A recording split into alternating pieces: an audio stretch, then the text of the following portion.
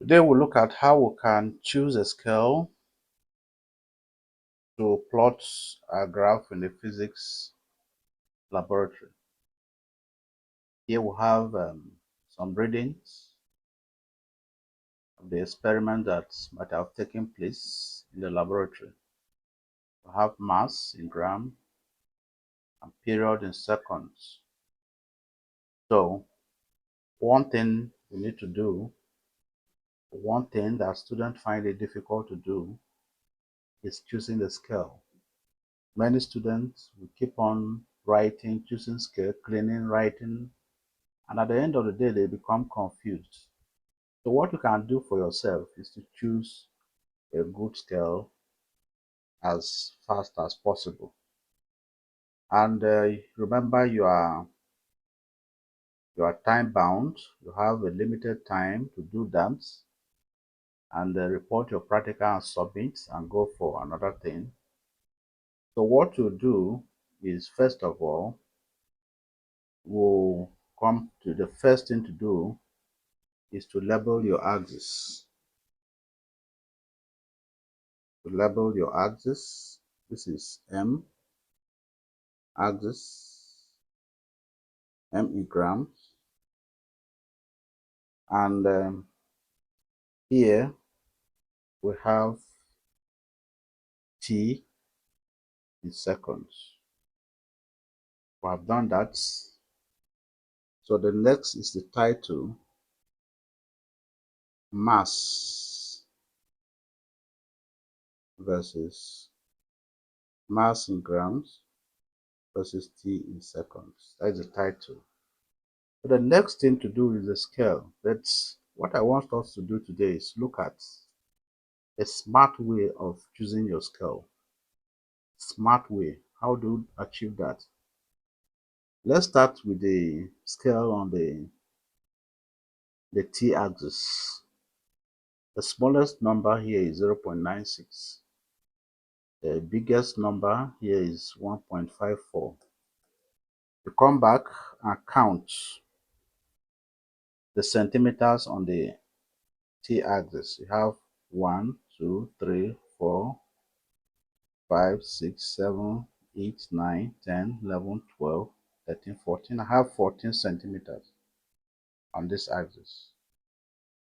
Your graph might have more than that or less, but this is what will guide you.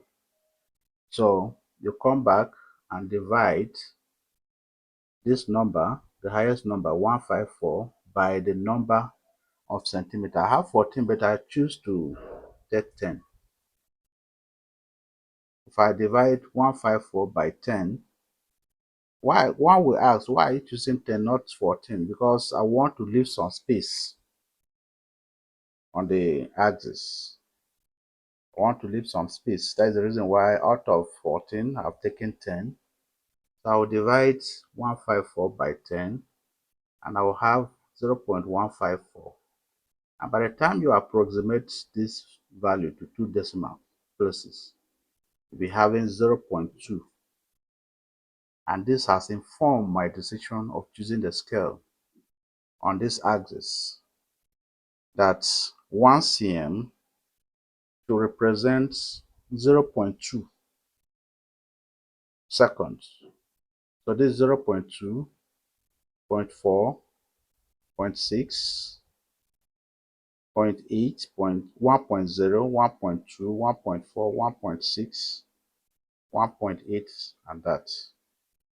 So we can stop there. And then on the m-axis, the highest number is 125.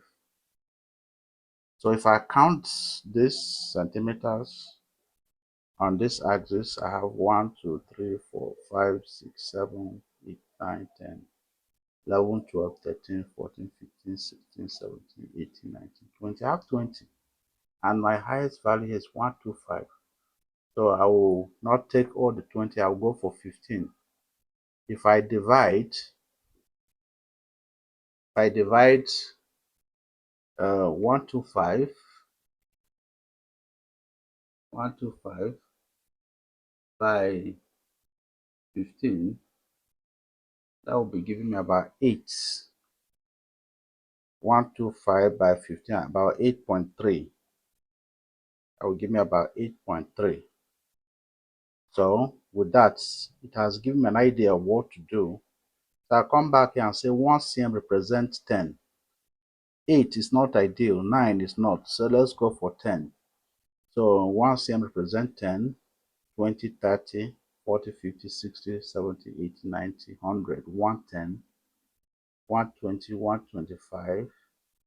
Sorry, 110, 120 is 130. 130. So to be sure, always take the highest number and subtract from the least number.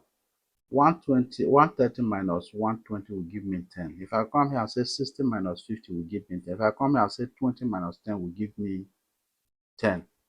The same way on this axis, if I say 2.0 minus 1.8, 2.0 minus 1.8, that will give me 0.2.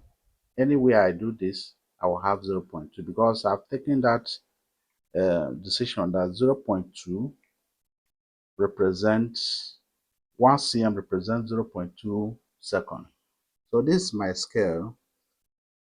1 cm represents 10 grams on the M axis and 1 cm represents 0.2 second on the T axis. So that's my graph. One more thing we need to know, it's not enough to choose a scale. I'm choosing a scale that 1 cm represents 0.2. What of the small divisions? What are their values? You simply divide 0.2 by 5. Why am I dividing it by 5? Because we have 1, 2, 3, 4, 5. And that will give me 0.04. So it means in between the subdivision from one to another is 0.04. The same way here, I'm choosing 1 cm represent 10 units or 10 grams.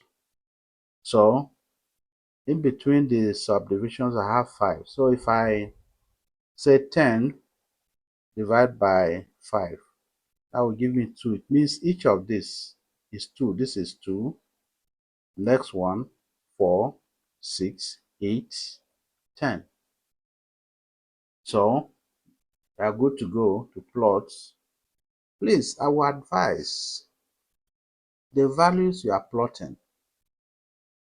For example, you come back and write them somewhere here. Your table, M in grams, and T in seconds. So that whoever is marking your values will look at the values and what you have plotted. Your graph is here, your values, and maybe they're in the next page. It's not good. So you have 25, 50, 75, 100, 125. And here you have 0.96, 1.14, 1.28, 1.41, and 1.54. It's advisable that these values be on the graph sheet somewhere. So, but they should be where they will not disturb your plotting. So let's look at this value. The first value is 25. Coming here, I have 20. Where will be my 5? Having known that one of this is 2. This is 22, 23. The next 22, sorry, 24, 26, 28, 30. This 22, 24, 26. So 25 should be in between. So what is the corresponding value on the t-axis is 0.96. 0.96 should be slightly below 1. So if you now say that we have determined the distance between the subdivisions at 0.04. So if you come to 0.1, the difference between 1 and this is 0.04. So if you say 1 minus 0.04, 1 minus 0.04, what will be the answer? 1 minus 0.04. You have 0.96. This is 1. So 0.96 will be here. But look at where this is 20, this is 20,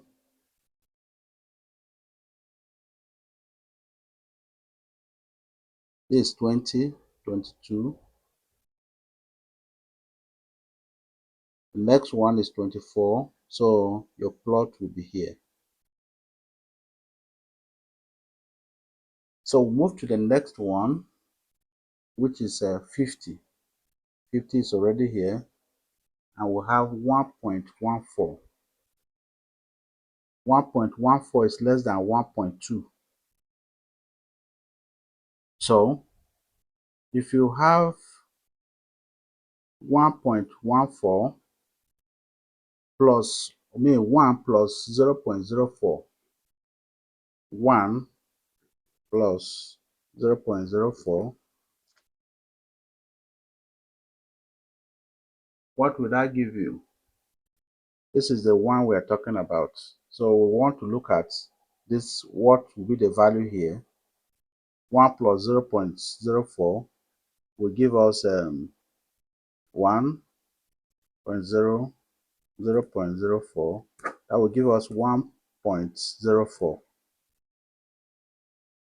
Are you seeing? So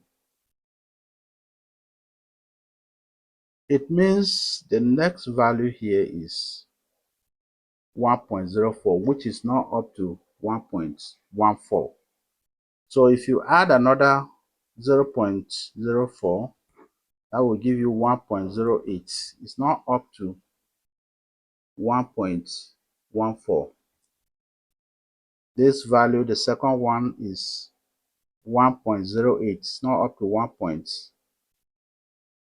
If you add another 0.04, this is 2, 1, 1.12, 1.12,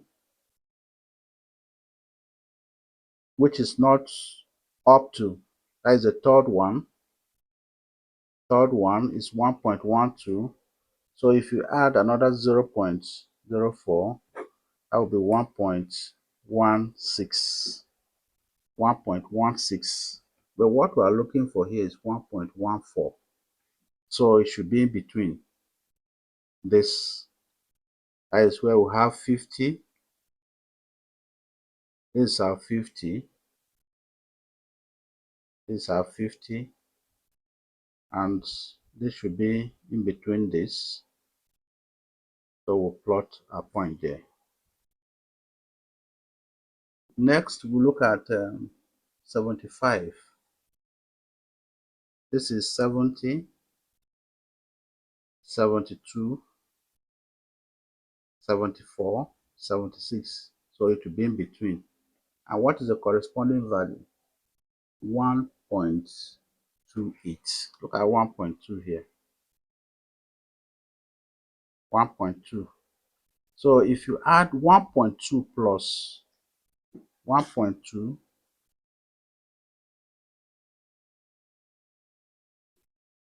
add 1.2 plus 0.04, I will give you 1.24.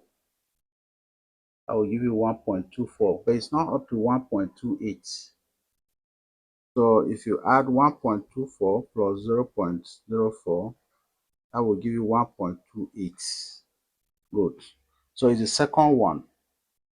The second one is 1.2. So the second line here, 1.28 on the second line. This 1.2, 1.28 on the second line, and the corresponding value is 75. So this is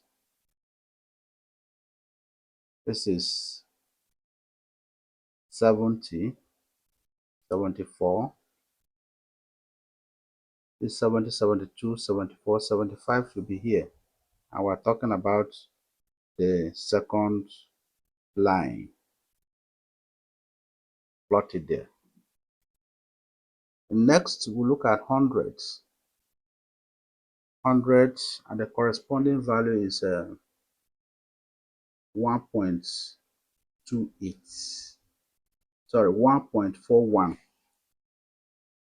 Look at 1.4. So if you say 1.4 plus 0.04, 1.4, 0.04, I will give you 1.44. But what we have is 1.41, which is higher than 1.44 is higher than 1.41. So it should be in between the line. So we have 100 is 1.4, then 1.41 should be in between these points. And the last one is 125 is 120, 122, 24, 25 should be in between. And our last value is 1.4, 1.54. So 1.54. So if you add 1.4 plus 0.04, you have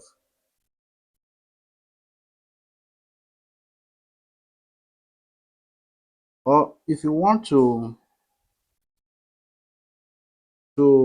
we have 1.6. What if you subtract 1.6?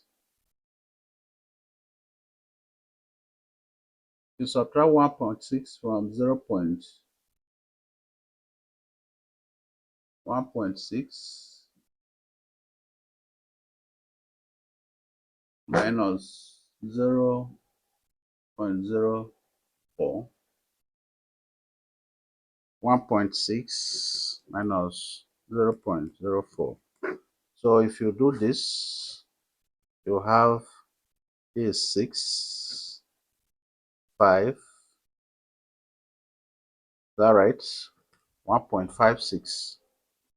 But what we have is 1.54. So it should be the line between this 125 here, the line between 1.6 and this. So we'll plot our line there. So you can see our line.